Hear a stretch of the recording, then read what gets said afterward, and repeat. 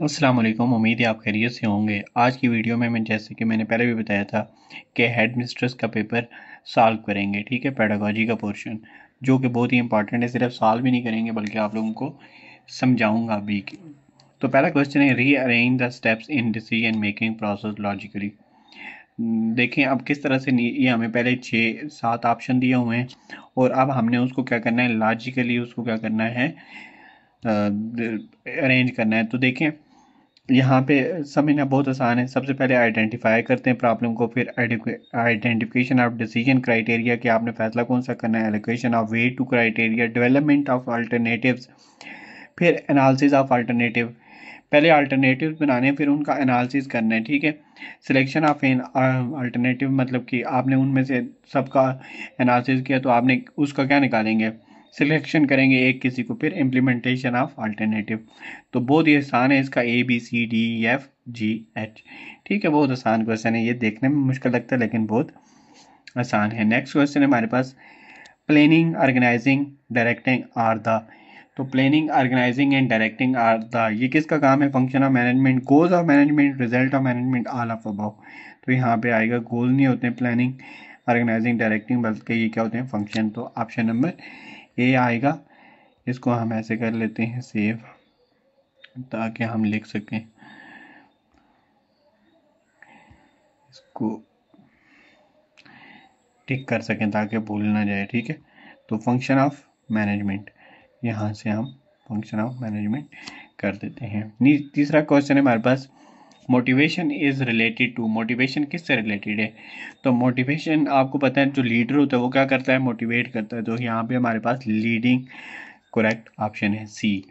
ठीक है, उसके बाद अगर हम नीचे जाएं, supervision should be primarily, supervision should be primarily preventive and corrective. क्या होनी चाहिए, प्रिवेंटिव एंड करेक्टिव। ठीक है, तो क्योंकि ये जो होती है इफेक्टिव सुपरविजन किसके ऊपर फोकस करती है, प्रिवेंटिंग इश्यूज जो मना करते हैं, एंड करेक्टिंग प्रॉब्लम जब राइज होती हैं, एज दे राइज तो उसको क्या करना है, हमने ख़त्म करना है। School budget include, school budget में आपको पता है development expenditure and non development expenditure दोनों होते हैं। तो हमने इसका लाना है बोथ ए एंड बी। सिर्फ आपको मैं ये नहीं कि ये क्वेश्चन हल करवाऊंगा बल्कि ये भी बताऊंगा ये कहाँ से आते हैं।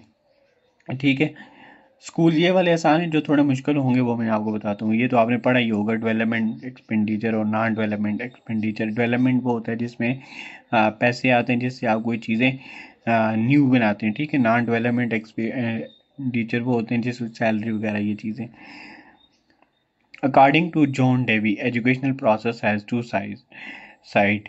कौन कौन से हैं उसके एजुकेशनल प्रोसेस के जॉन डेवी के मुताबिक, तो इसमें हमारे पास आ जाएगा sociological and psychological and sociological. ठीक है, यहाँ से हमारे पास ऑप्शन नंबर सी आ जाता है। अब मैं आपको दिखाता हूँ ये आया कहाँ से हुआ है, एक मिनट। यहाँ से आप देखें, according to John Dewey educational process has two sides. अब ये क्वेश्चन मुझे कहाँ से मिला या मैंने कहाँ से लिया, तो ये मैं आपको लास्ट के ऊपर बताऊंगा ये क्वेश्चन कहाँ से आते हैं। इस तरह से और भी बहुत से क्वेश्चन हैं जो मैं आपको बताऊंगा। ठीक है, ये मैंने जस्ट आपको बताया। देखें आपने यहाँ पे फिलासफिकल एंड सोशियोलॉजिकल लिखा हुआ है अकॉर्डिंग टू जॉन डेवी। आगे भी जो हम क्वेश्चन पढ़ेंगे तो उसमें भी आपको बताऊंगा। ठीक है, ये सारे क्वेश्चन कहाँ से आ सकते हैं। ठीक है जी, हमारे पास नेक्स्ट क्वेश्चन है, education is a process in which knowledge and skills are transferred. तो इसका क्या है, from a few person to a next generation, इसका यही वाला आंसर है। ये भी मैं अभी आपको बताता हूँ, ये आप कहाँ से पढ़ सकते हैं। देखें हमारे पास क्या है, education is a process in which knowledge and skills are transferred from a few person to a next generation. ये वाले बहुत ही इंपॉर्टेंट एमसीक्यूज हैं, ये मैं आपको बताऊंगा लास्ट पे कि कहाँ से आते हैं। वीडियो पूरी देखें, और भी बहुत से एमसीक्यूज हैं। ठीक है, यहाँ पे हमारे पास from a few person to a next generation.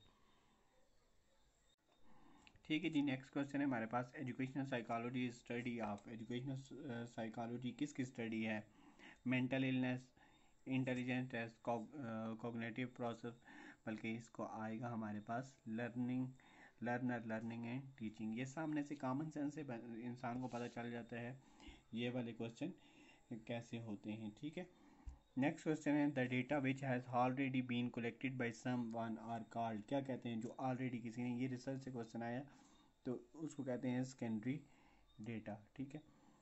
Classifying student into a statistic course buy their gender is an example what scale of measurement, कौन सी जो मेजरमेंट का स्केल होता है तो उसमें होता है। तो इसका अब मैं आपको सिर्फ बताऊंगा नहीं बल्कि एक्सप्लेन भी करूंगा कि क्या होता है। तो इसका जवाब आता है नॉमिनल स्केल। जो नॉमिनल स्केल होता है वो क्या करता है, कैटेगराइज करता है डेटा को विदाउट इम्प्लाइंग एनी आर्डर, मतलब उसमें ये नहीं होता कि जेंडर कौन सा है, फलां कौन सी चीज़ है। अब मैं इसकी आपको अगर डेफिनेशन बांट के बता दूं, gender classification fall under the nominal scale, ठीक है। जब भी आप जेंडर क्लासीफाई करेंगे तो किस में आएगा, नॉमिनल स्केल में आएगा, with categorize data without implying any order, ठीक है। अब ये याद रखना है आप। करिकुलम का क्या मतलब है, करिकुलम मीन्स कोर्स सिलेबस को curricular activities overall activities of an institution, ठीक है। ओवरऑल जितनी एक्टिविटीज़ भी होती हैं उसको करिकुलम कहते हैं। An outline of the topic of subject to be covered in a specific time is called syllabus. ये आपको पता ही होगा कि हमारा स्कूल में पूछते रहते हैं सिलेबस क्या है। तो आउटलाइन होती है टॉपिक की जो हमने एक टाइम में कवर करना होता है, ठीक है। उसके बाद वीडियो चेक कर रहा था, चल रही है, पास हो गई है, ऐसा ना वो सारी मेहनत ज़ाया हो जाए। हमारे पास जो क्वेश्चन है the factor that affect development of curriculum are, तो कौन से हैं जी जो उसको अफेक्ट करते हैं, curriculum design, curriculum evaluation, foundation of curriculum, element of curriculum. तो इसको सबसे मेन जो है वो फाउंडेशन ऑफ करिकुलम जो है वो फैक्टर अफेक्ट करता है।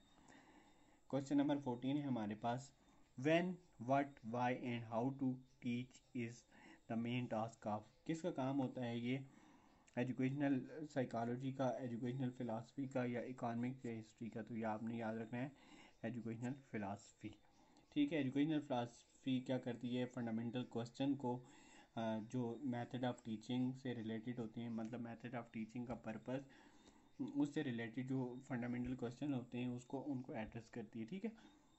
Question number 15 the total process of designing, implementing and evaluating the curriculum is called, क्या कहा जाता है इसको, हमारे पास curriculum development. Question answer number D, ये आपने याद रखना है। ये तो आपको पता ही, कॉमन सेंस से डिज़ाइन किया, इम्प्लीमेंट किया, एवेलुएट किया तो वो क्या होगा, करिकुलम डेवलपमेंट, ठीक है। The most frequent value in the set of data, जो बार बार आती है उसको क्या कहते हैं, अमाउंट कहते हैं ना, ये तो आपको पता ही है। बहुत आसान क्वेश्चन है, कोई ऐसे मुश्किल क्वेश्चन है जो देखने में मुश्किल लगते हैं लेकिन बहुत आसान है, कोई सच में मुश्किल है।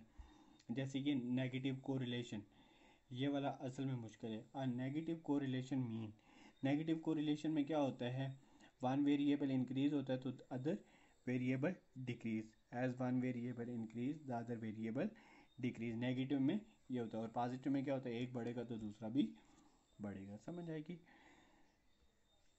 क्वेश्चन नंबर 18, क्वेश्चन नंबर 18 है जी, 18 है the main purpose of literature review, main purpose क्या है लिटरेचर रिव्यू का, to give research report a proper academic appearance with lot of criteria to fulfil.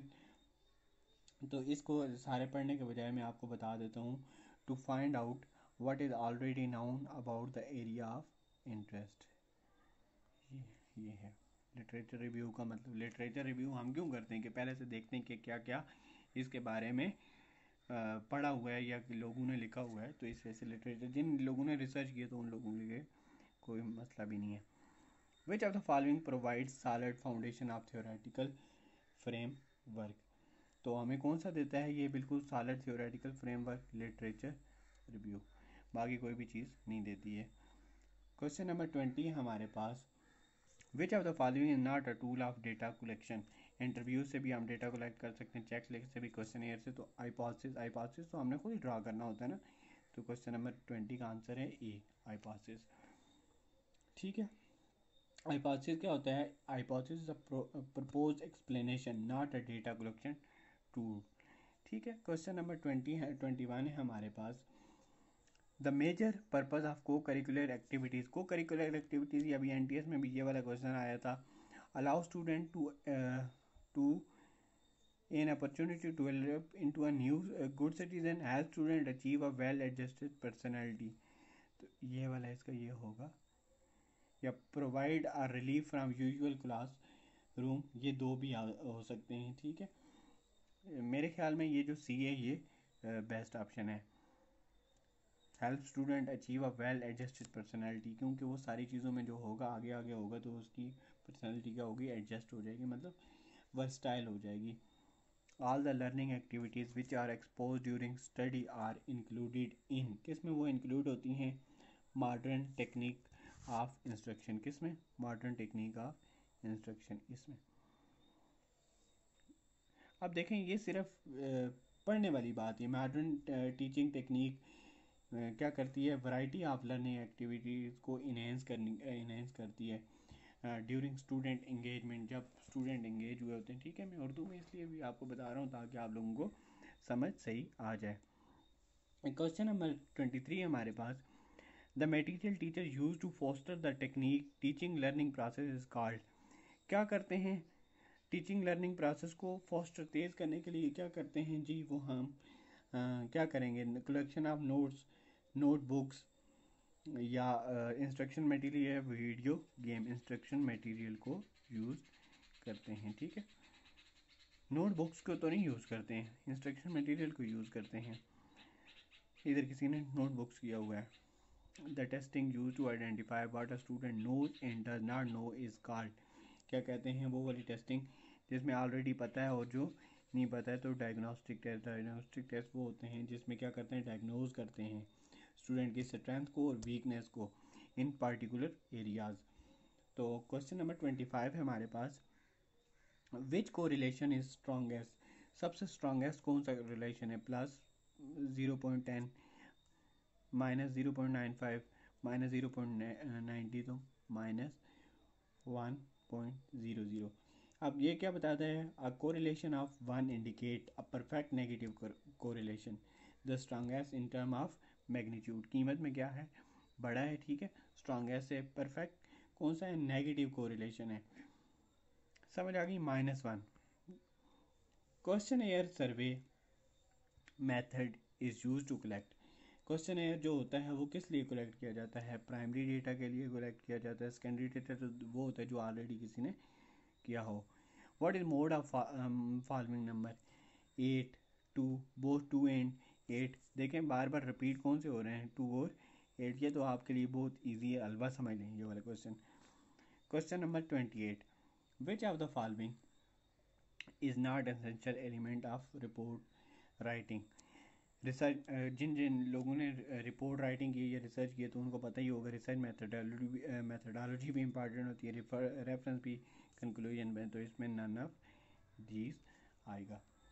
अब हमारे पास है question number 29, the quality of cognitive development that involve custody of information over time is called, मतलब जो आप बहुत ज़्यादा अपने इंफॉर्मेशन अपने अंदर स्टोर करके रखते हो तो वो देखेंगे सामने से पता चल जाता है वो क्या है, मेमोरी है, ठीक है।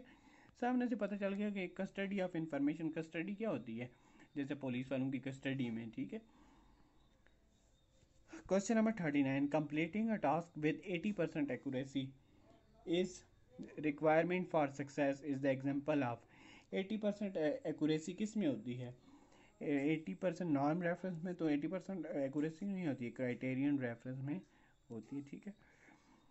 Term growth denote a net increase in dash और वेट ऑफ चाइल्ड, तो ग्रोथ आपको पता ही है, ग्रोथ जो होती है वो सामने नज़र आती है, डेवलपमेंट नज़र नहीं आती। तो कैपेसिटी किसी की कितनी ताकत है नज़र आएगी, डेवलपमेंट एबिलिटी, ये तीनों चीज़ें नज़र नहीं आती, तो नज़र कौन सी आ रही है, हाइट। ग्रोथ और इसमें फ़र्क ये है,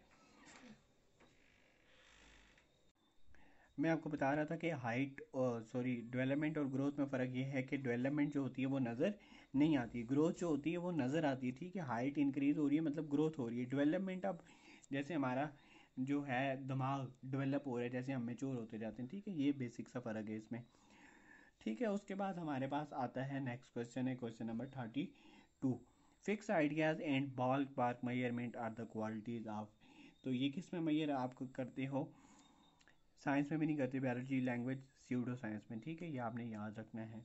स्यूडो साइंस क्या करती है, characterise by vague untestable claims often using imprecise measurement, ठीक है।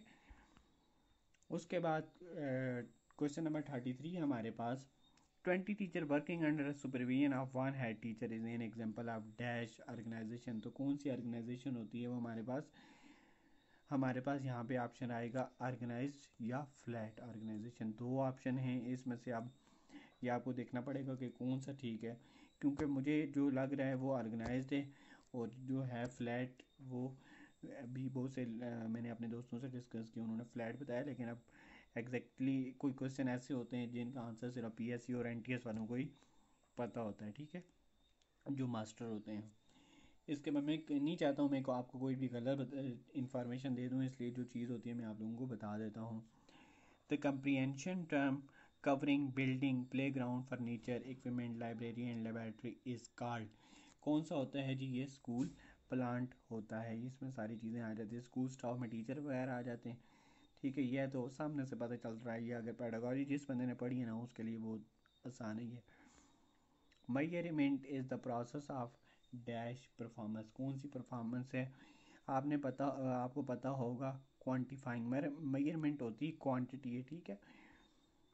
Question number 36, evolution is the process of dash in education, तो इसमें हम क्या करते हैं, वैल्यू जजमेंट देते हैं, ठीक है। अब देखें ये वाला जो क्वेश्चन है ये फ्लैट भी हो सकता है, क्योंकि अब यहाँ पे फ्लैट दिया हुआ, उन्होंने ऑर्गेनाइज इसी वजह से ऑप्शन दिया है कि ताकि जो ही इंसान सोचे ये ऑर्गेनाइज्ड है, ऑर्गेनाइजेशन से तो ऑर्गेनाइज वो फिर गलत हो जाएगा, ठीक है। What is the main objective in educational technologies, कौन कौन से होते हैं हमारे पास, क्वेश्चन नंबर 37 है। ये मैं बार बार क्वेश्चन नंबर इसलिए बताता हूँ ताकि आप लोगों को कोई भी ये ना हो ऊपर नीचे ना हो जाए। What is the main objective in educational technology, तो फैसिलिटेट करते हैं, ठीक है।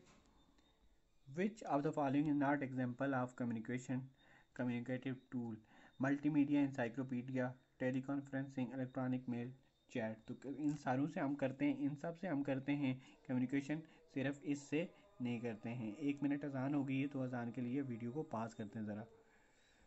अच्छा जी, क्वेश्चन नंबर 39 है हमारे पास, which of the following computer based instruction material can be use to learn new concept, तो इसमें जो ऑप्शन आता है वो ड्रिल ट्यूटोरियल आता है। क्यों ट्यूटोरियल, जो हमें स्टेप बाय स्टेप गाइडेंस देता है, तो हम क्या कर सकें, नए कंसेप्ट को लर्न कर सकें। बहुत से लोगों के लिए ड्रिल एंड प्रैक्टिस भी है, लेकिन मुझे नहीं लगता कि ड्रिल एंड प्रैक्टिस है। क्यों, क्योंकि ड्रिल एंड प्रैक्टिस वो होती है जो आपने चीज़ सीखी होती है उसको पक्का करने के लिए यूज़ कर रहे हैं, ठीक है। ड्रिल एंड प्रैक्टिस मेरे ख्याल में इसका करेक्ट ऑप्शन नहीं है।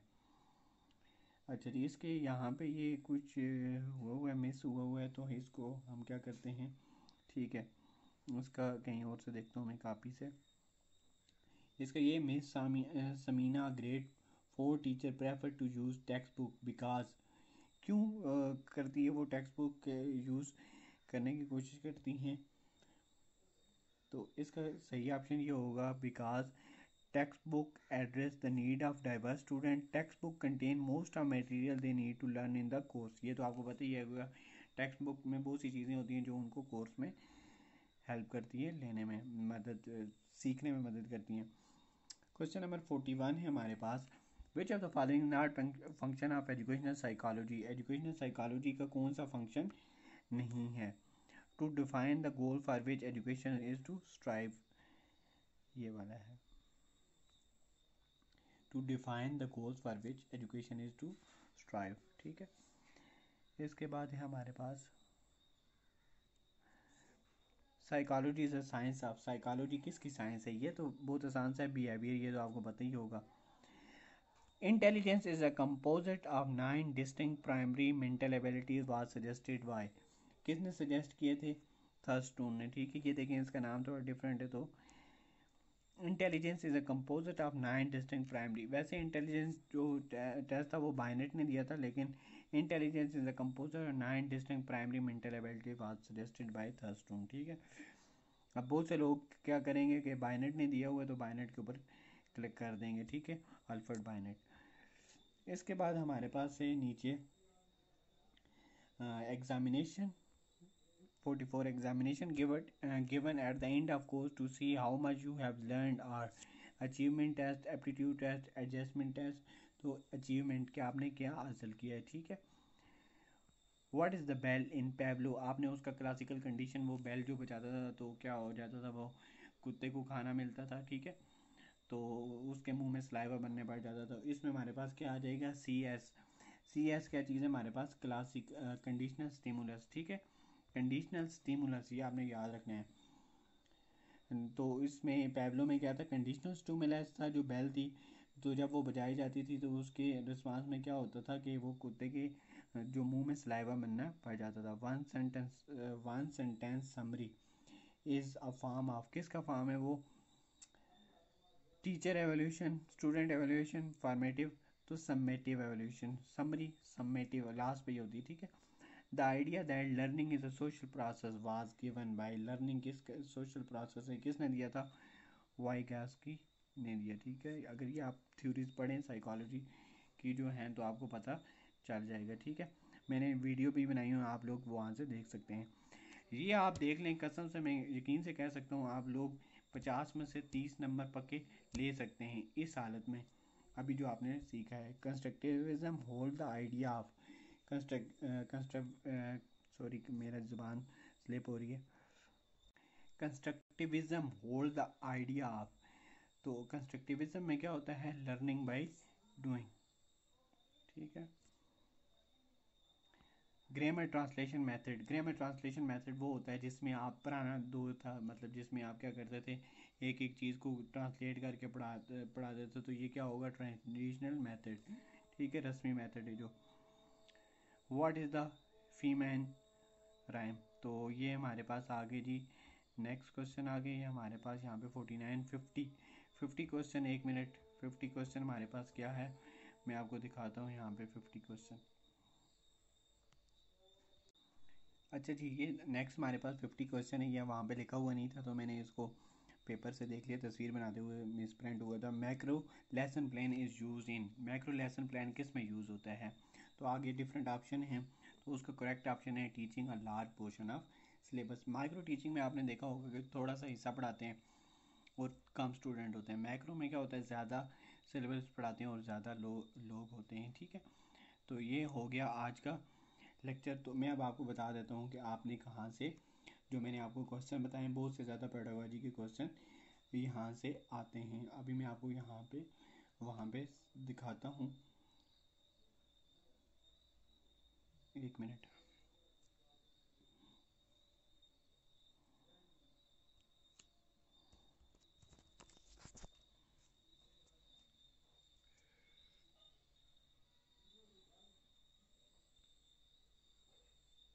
ये वेबसाइट है जी, यहाँ से आप ऐसा कर सकते हैं कि इसको डाउनलोड कर सकते हैं, पाक MCQs क्विक यहाँ क्विज, यहाँ पे आप पेडागोजी के भी क्वेश्चन कर सकते हैं। यहाँ पे सब क्वेश्चन आपको मिल जाएंगे पेडागोजी के, ख़ास तौर पे तकरीबन 360 क्वेश्चन है और ज़्यादातर इनमें से ही आता है, तो ये आप लोगों ने लाजमी डाउनलोड करके ये पाक MCQs यहाँ से आप लोग देख सकते हैं। मैंने आपको जितने भी MCQs बताए इसमें आए हुए थे। 50 MCQ ये है, micro lesson plan is use in teaching a large portion of syllabus, ठीक है। ये मिस प्रिंट था तो इसलिए मैंने यहाँ पे कर दिया। कल हम इसको हेड मास्टर का जो पेपर है उसको सॉल्व करेंगे और इसकी जो है ये बाकी जो पोर्शन है उसको सॉल्व करेंगे, इंग्लिश का और पाक स्टडी वगैरह का, ठीक है। तो चैनल को ज़रूर सब्सक्राइब करें, लाइक करें और लोग अपने दोस्तों के साथ शेयर भी करें। बहुत मेहनत से ये वीडियो बनाई है मैंने, तो मेरी मेहनत को आपने रायगा नहीं करना है, ठीक है। बहुत शुक्रिया, अपना ख्याल रखिएगा। Best of luck for PSC।